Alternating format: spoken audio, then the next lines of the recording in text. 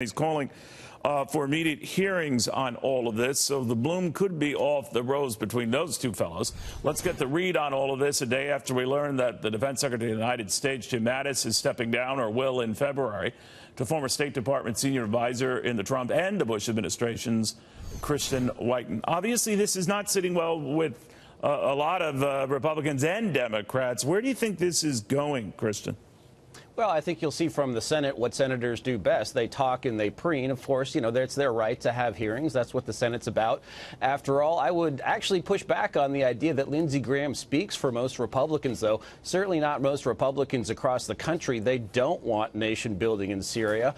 They actually do want withdrawal from Afghanistan, which is something that also has Graham alarmed with. So he speaks for the absolute most hawkish, most neoconservative element of the party, which is diminishing, and he speaks for himself. And to be fair, the president has talked about this down to his days as a candidate, that our presence into the many, many years, almost 2 decades in Afghanistan and Syria was overdone, and we had to do something about that. So nothing new there. But I guess what was behind Mattis's resignation is that he didn't get a heads up on it. And neither did a lot of other military commanders. Now, the fact that they are, to a man or woman, opposed to this, and Vladimir Putin is delighted with this, what does that tell you? I don't know if Putin is delighted with it in reality, because, frankly, now he and Assad have to worry about the jihadists that we were, acting against in Syria. Our primary mission was ISIS. ISIS is dead. We're gone. If our criteria is stabilizing Syria or ending Russian influence and Iranian in Syria, that's a huge order of magnitude larger than just killing ISIS. We would have to invade the country big time. We would have to take down Assad. That would But I guess what all those guys are saying, Christian, I'm sorry to jump on you there, but because we're waiting there, some of these guys might speak leaving the White House. But I'm wondering what you make of the fact that a lot of people say, ISIS ain't dead yet. So be careful saying they are.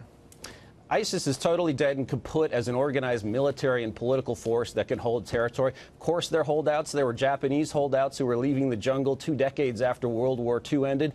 When we defeated the German army, guess what? There were still German soldiers around. I mean, we're not going to shoot all of these guys, right? But defeating them as a force that could hold territory. But they morphed into something else. Al-Qaeda morphed into something else, that morphed into Boko Haram, that morphed into ISIS. You know what I'm saying? I think their concern was that, the entity as we knew them and know them might not be the same, but it will morph into something even more dangerous and more likely now without our troops there. That is the rap the president has been getting. Do you agree with that?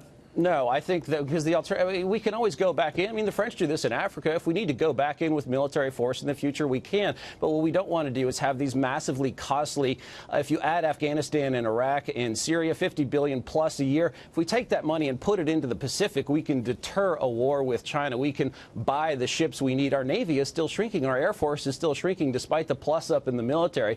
And if we're stuck playing cowboys and Indians in the Middle East, which made sense in the couple years after 9/11, but which no longer does. We can't do everything everywhere and fight everyone's battle for everyone. We have to pick and choose.